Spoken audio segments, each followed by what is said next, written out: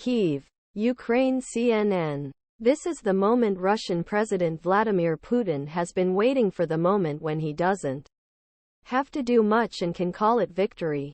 As the snow deepens, the static front lines in Ukraine are gradually hardening. In Kiev, there is a palpable sense that once insurmountable morale is slightly weakening. It is openly said that there is a disagreement between the commander-in-chief and the chiefs of staff, Volodymyr Zelensky and Valery Zaluzhny. Russia is no longer losing the war or the territory it has captured. And therefore Ukraine is certainly not winning either. Elections are approaching in European capitals. And even the farmers of staunch ally Poland are fighting with their Ukrainian neighbors. In the U.S., Senate Republicans blocked progress on Wednesday evening on a legislative package that includes $60 billion in aid to Ukraine due to disagreements with Democrats over the U.S. border and immigration policy. In an effort to break the deadlock, U.S. President Joe Biden had called on Congress earlier on Wednesday not to let petty partisan politics get in the way of aid. Kiev. History will judge harshly those who turn their backs on the cause of freedom, the president said. Britain's newly appointed Foreign Secretary, David Cameron, was due to speak alongside U.S. Secretary of State Antony Blinken in Washington on Thursday.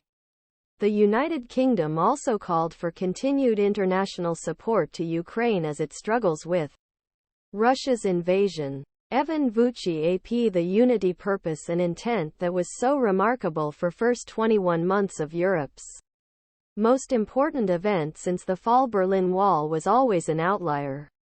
More turmoil and divisions arise.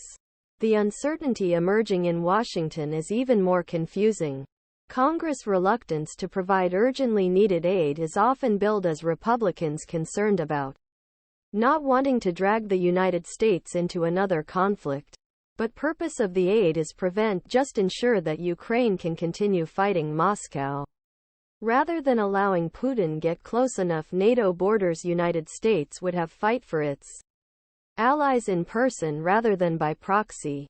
A light blame game ensued, with extensive articles explaining why Ukraine's counteroffensive failed to produce the long-awaited results. The Washington Post quoted anonymous U.S. officials as saying Kyiv acted too late or listened too little. Ukrainian officials must still be amazed that they expect their allies to carry out complex military strikes that, without air superiority, the NATO army would not even be able to get out of bed. This is the gradual drain of power that Putin has certainly long desired.